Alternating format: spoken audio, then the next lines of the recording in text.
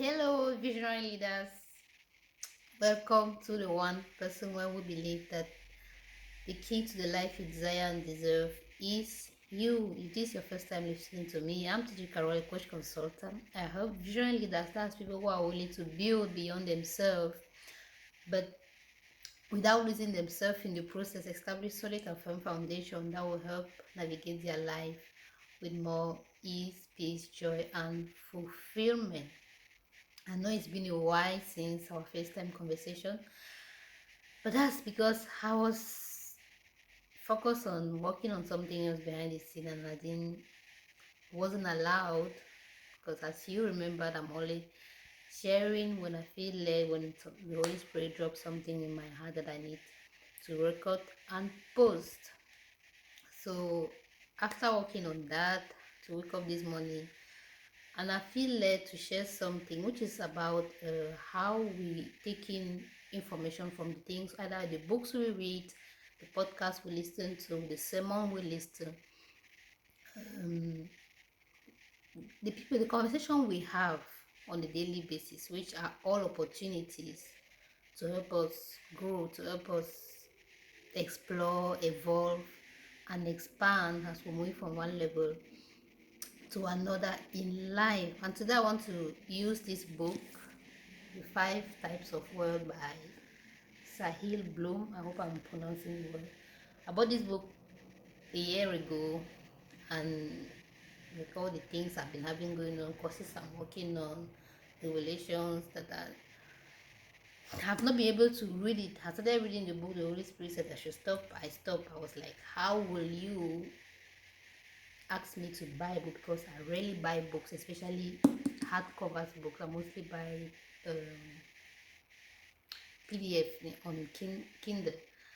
I rarely buy hardcovers, but I was like, how will you make me? Because I knew when the book came out and I heard about the book and I heard the concept behind the book, because the book is not just about money, it's not just about talking money, how to invest. In a way, most of us think about wealth, it's about talking about the different types of wealth that you need in order to live a fulfilling life. So when I heard about the book, I was like, I needed the book. I knew I had to buy the book, which I did, and then I bought the book.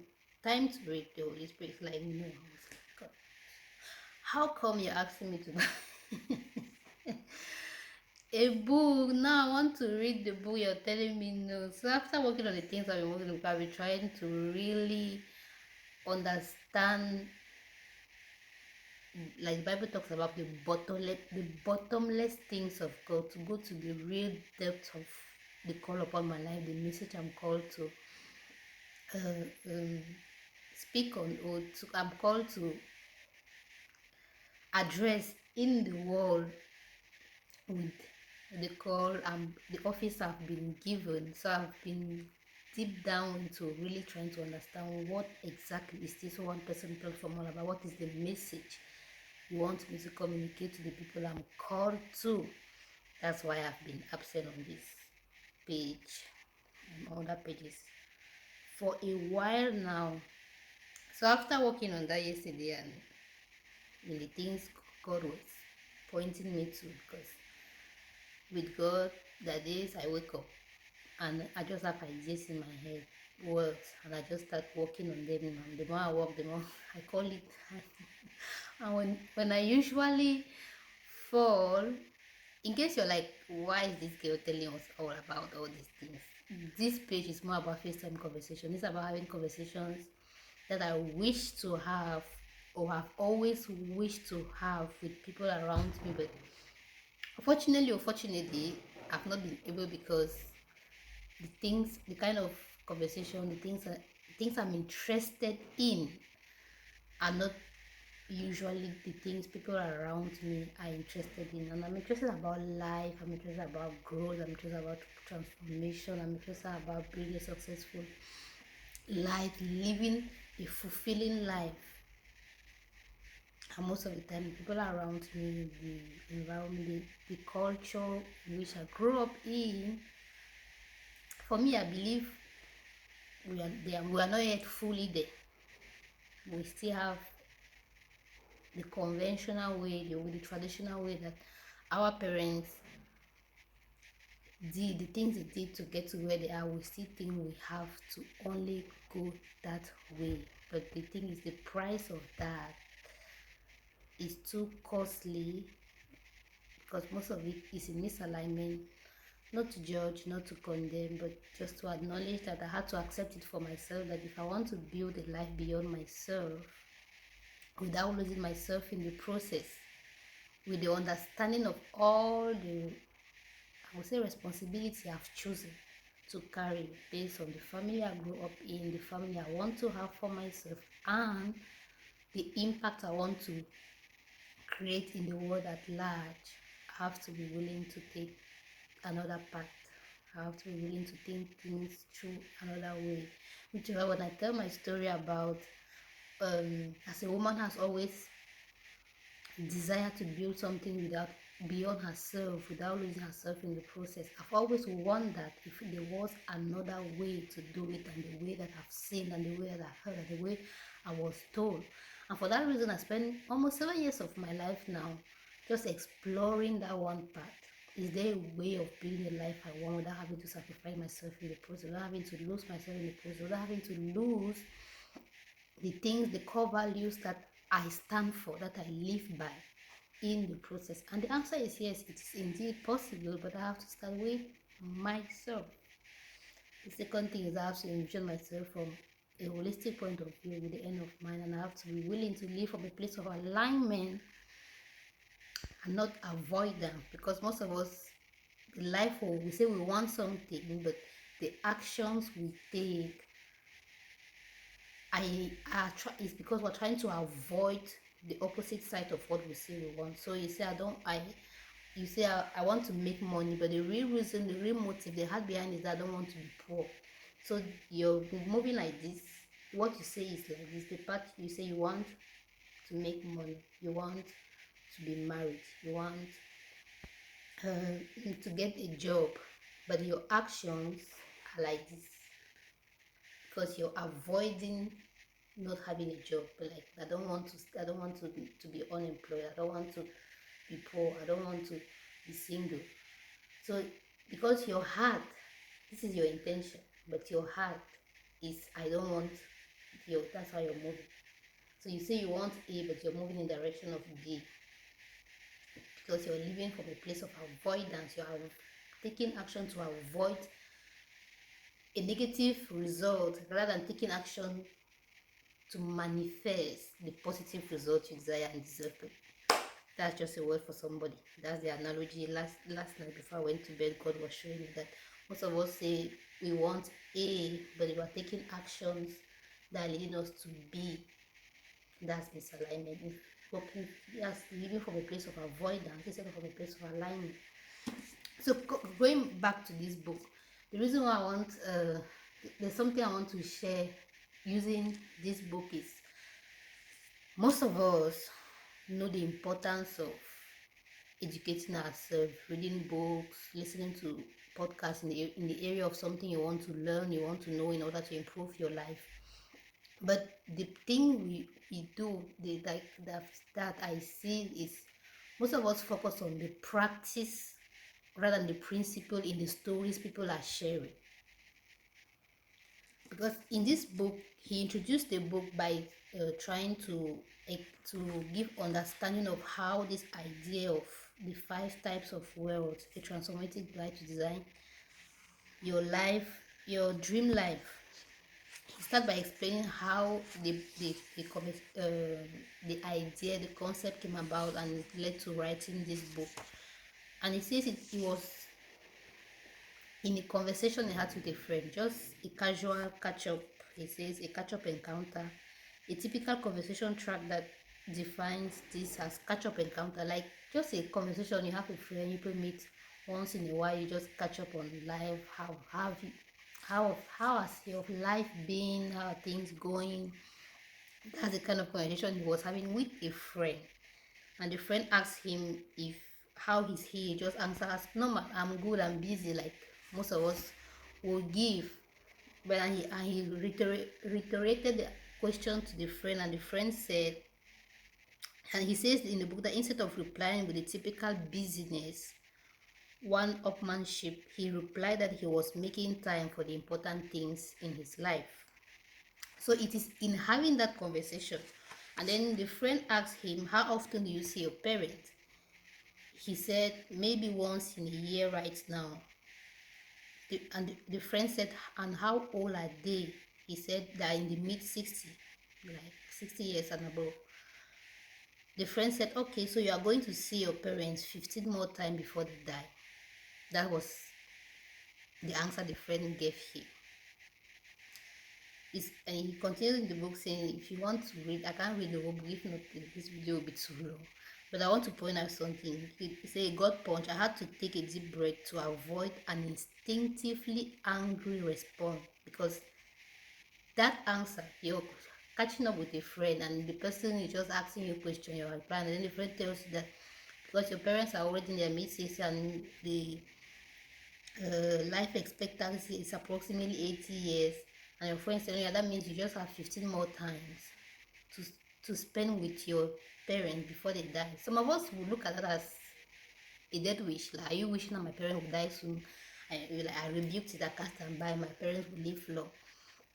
But he says here that he had to take a deep breath to avoid an instinctively angry response. This is because he knows this was an old friend, one who knew his parents well, and he wasn't meant to be insensitive. He was just a mad, because the average life expectancy is approximately 80 years, and his parents were in the mid 60s, and he saw them once per year.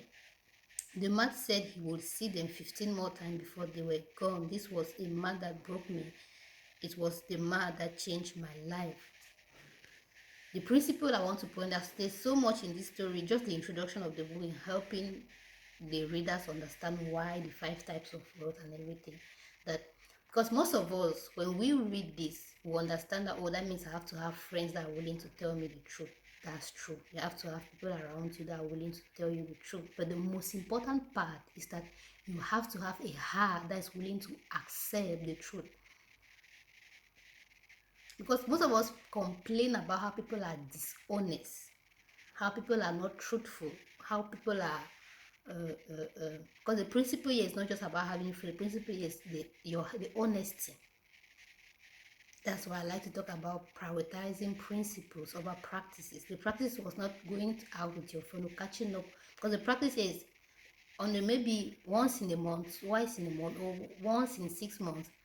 He meets with this friend. They talk about how things are going, about themselves, about life, about everything, because this is a friend that knew his parents. That means they talk about almost everything, family related, work related, life related, everything. Most of us will stay only on that. That means I have to have friends where we will catch up on that. No, they have to have friends, yes, that you catch up. People talk about everything. That's a practice. The principle is having an honest friend. Honesty. The principle is honesty. And the honesty is not just people that are willing to tell you the truth. The honesty is you willing to accept the truth and not see it as an insult, and not respond to it as a bad idea, somebody trying to judge you, to condemn you, to criticize you. Because if your heart is not nurture, it's not posture, I like to say, if the posture of your heart is not nurture in a way to receive hard truth that are coming from a well-meaning place, you will regard the opportunities that God has sent, even though not the way you thought, as the devil trying to say, destroy you or distract you, or wish something bad to you. Like, because this conversation could have turned to something else. He would have taken that from you.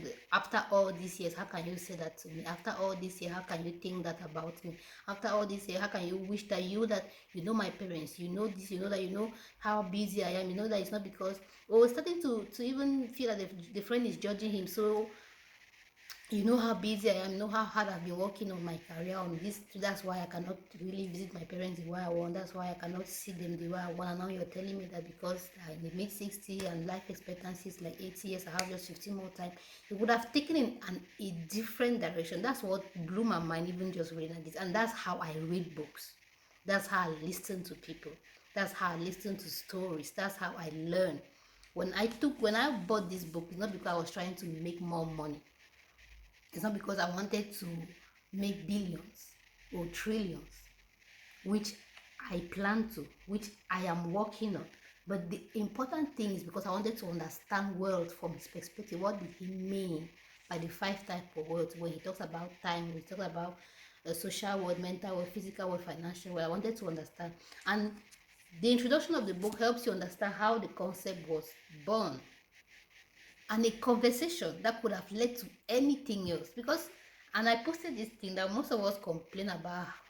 We know the importance of surrounding yourself with people that help you grow, which is good. But if you are not the person that is willing to accept the things that that environment will demand of you, you will see an opportunity that was meant to build you as a means to destroy you.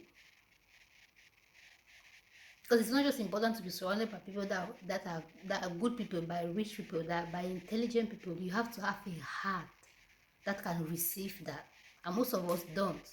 That's why this page is about the one person, because the one person, the one person, the key to the life you desire and deserve is you. You can have amazing opportunities all day long, but your heart can't receive it. The posture of your heart can't receive it.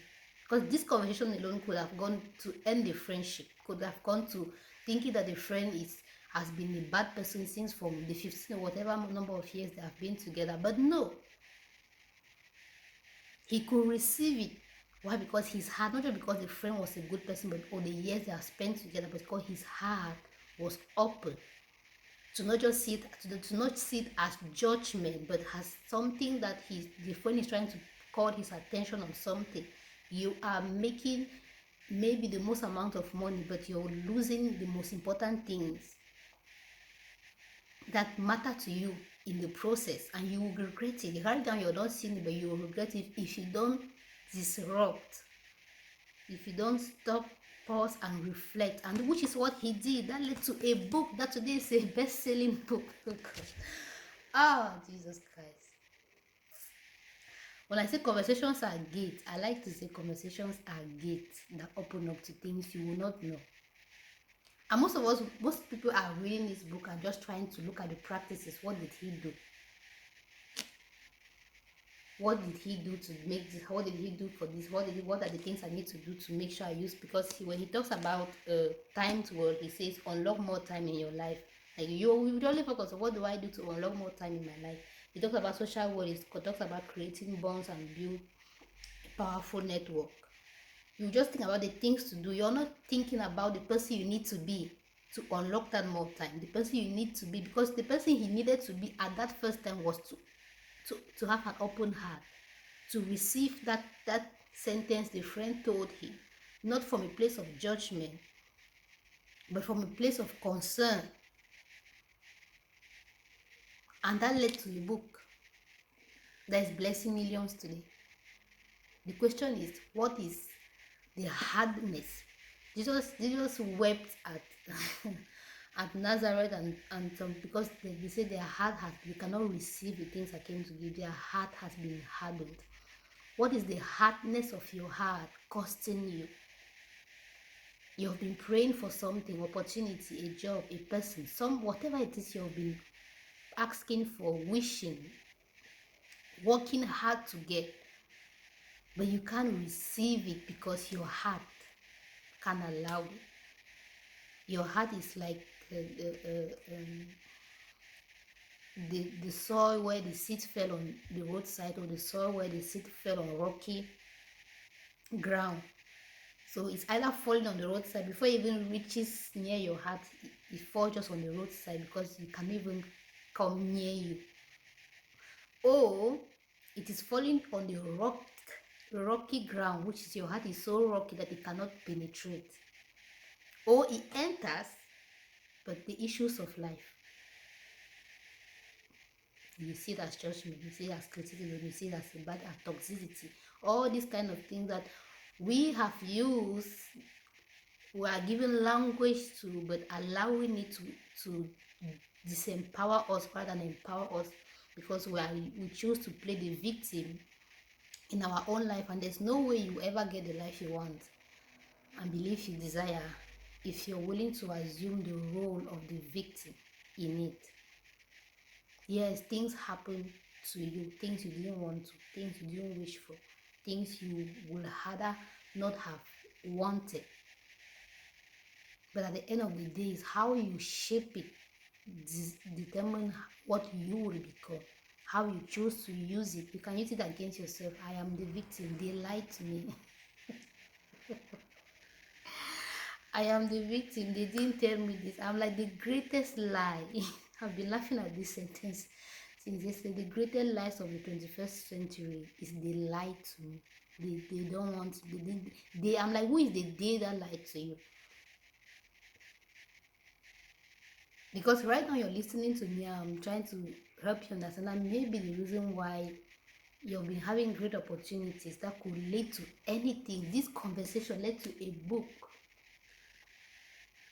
A book.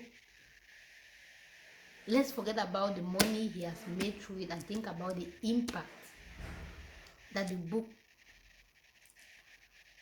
has had on people. And not just that, the way he shifted his own life, because what he shared in this book is what the principle that when he understood and started strategizing his life differently, and he's living a more happy life than the life he had before he had the conversation, not before he knew the principle. And the power of the conversation was not even what the person said, was his heart to receive what the person said. And that's just one of it. Because after he received it, after he realized what he has been doing wrong, he didn't blame, he didn't complain, he didn't give excuses of, oh, they lied to me, nobody told me, all months. Let me not start speaking in French. He chose to take responsibility, to learn. He says in the book, he said he started reading books, trying to figure out what is it he was doing wrong and how could they do it right. Not sit there and be like, they lied to me. Who lied to you? Because there are things in your life that they want you not to do. Just like I'm here, not like warning you, but trying to bring your attention on something, and you will choose to go and do something else, and then say that the world, they lie. Who lied to you? Every time I hear people like, they like, this is what they will not tell. I'm like, who is the they? And then we talk about society, like, who is society? Because we are all part of it.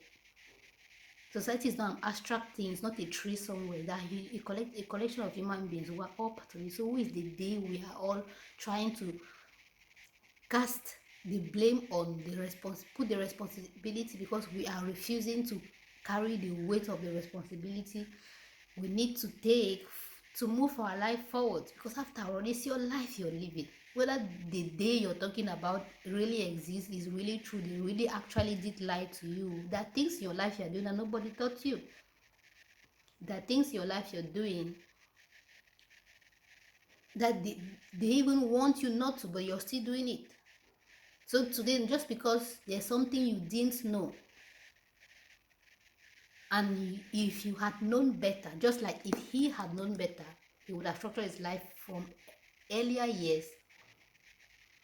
But when he realized that he didn't know certain things, instead of blaming and talking about they lied to me, he took responsibility. It led to a book. Not just a book. In the book, he talks about how the things he did in the different types of world, as he described them chapter after chapter, the things that how his life has changed. Not just that, but the millions of people that are being blessed because of this book.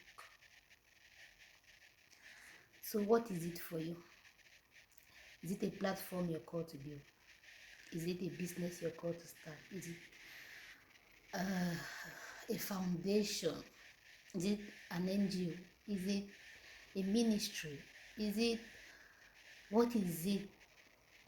That a conversation, a casual video? And this is the reason why I had to even do this, because all these 7 years that I've spent exploring the answer to whether there was a way of building beyond myself without losing myself in the process.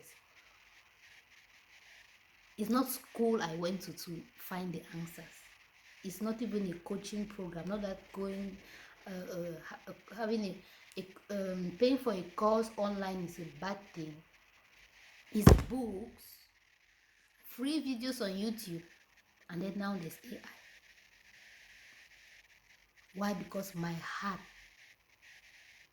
is posture to receive, even when I don't agree, even when it's hurting me, even when it means I have to admit that I was wrong, even when it means that I have to move away from feeling being judged to just considering that maybe, just maybe, what this person is saying might be the reason why I am where I am, not where I wanted to be. And when I consider, because I'm called to consider your opinion, but I am not committed to work with it if it's not aligned with where I'm going to. But I have to be open, so that when God places things, people, when he sends a book like this to me, the first thing I ask is, Father, what do you want me to see from this book? I'm not just there because I heard 5 types of words and I want to also build words around it. No, I want to understand the principle. I want to listen to people's stories, how people became successful. I'm concerned about the principle, not just the practice. When somebody told me I look for job after job, I see responsibility, refusing to blame, to complain, to give excuses of why you cannot have the life you want because you didn't have the opportunity, because you didn't grow up in the environment that gave you the opportunities, because whatever reason. And the truth is, whatever reason you're giving yourself of why your life is not what it should be, it's not where you want it to be, the reasons are all valid. It's not like you're lying to, no, the reasons are valid. If you sit on it, you realize that it's true.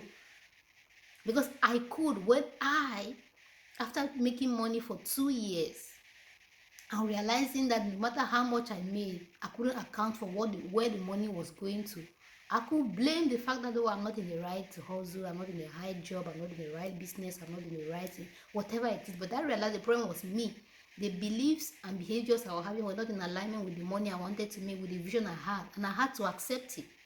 Was it hard? Of course. Do I still have to accept certain things today? Of course, I do.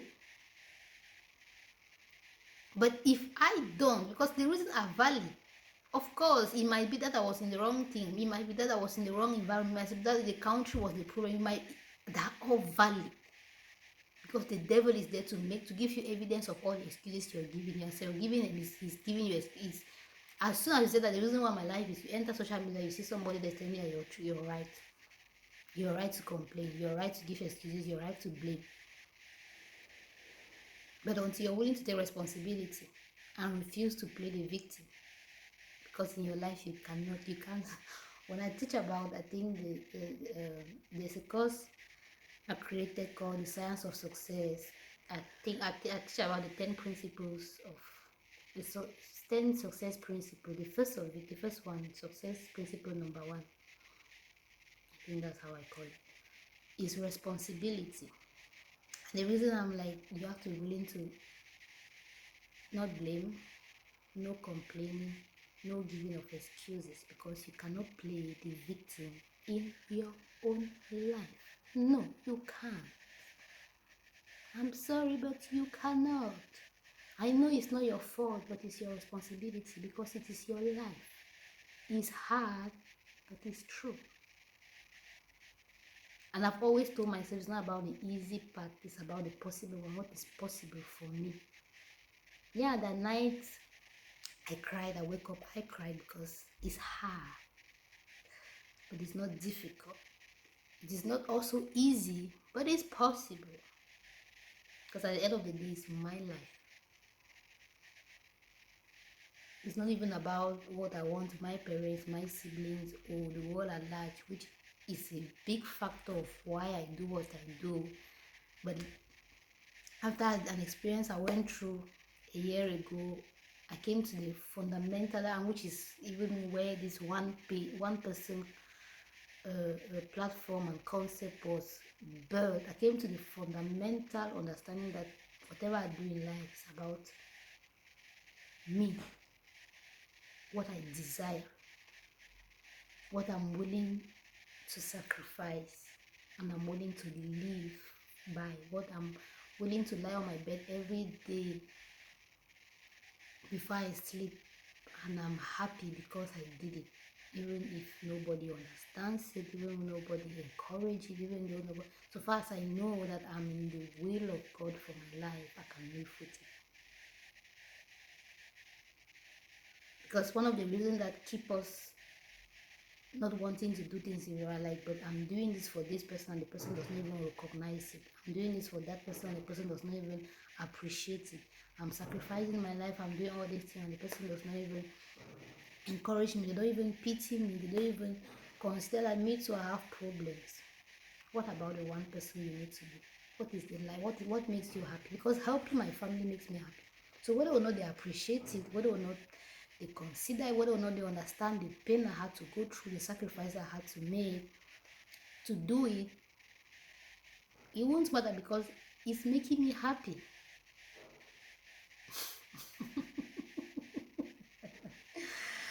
The relationship I have in my life, the sacrifices I made for those people, whether or not they understand why I do, whether or not they acknowledge it, they thank me for it. At this point, so far as I know I'm doing the right thing for you, is adding value to your life, and I'm happy because I'm able to contribute, because that's what I'm here on earth for, to contribute to other people's life while enjoying mine. That's why I won't lose myself in the process. Yes, I will help anybody I'm called to help in a way I can, but I won't lose myself in the process because I will make sure I enjoy doing it while I'm doing it. I'm not doing it and then I will resent you later because you didn't say thank you. No.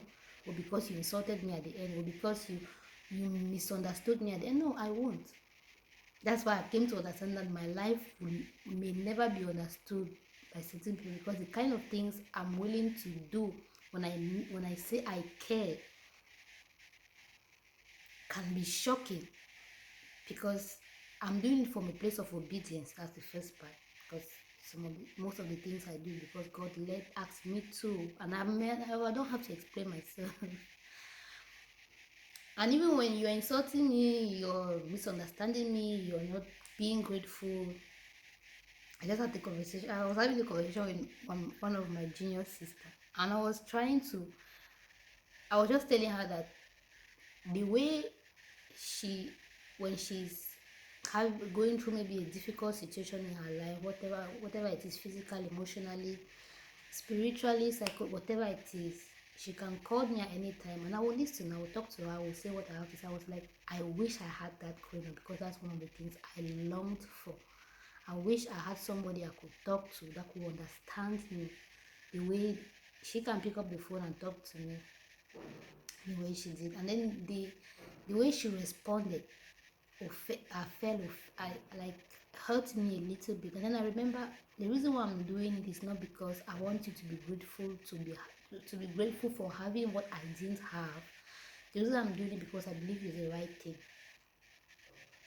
As your elder sister, I have a responsibility over you to make sure I play my own role in your life the way God intended, the way my parents want me to play it, because there's a reason why I am your elder sister. And that's not just because I should have been ahead of you. There's a reason why God wanted me to be born before you were born. And it's a reason why today, when you're having experiences, the things you experience, the challenges you're facing, you feel led to call me, because I've gone through it. I understand the pain, the loneliness, the difficulty that comes with it, the burden, the confusion, and I can easily guide you with the little wisdom God has given me and continue to give me. But I'm not doing it so that you'll be grateful to have what I wish I had. I'm doing it because it makes me happy. And every time I jump on the conversation on the phone with her, I feel more fulfilled, more blessed. And my idea of the vision I have for this platform, for the life I'm called to build, and the way I'm called to help people build their own life, expands. Like, I feel more nourished in nourishing. That's why I understood the principle of it is more blessed to give than to receive. Because the more I give, the more I the more the world from which what I'm saying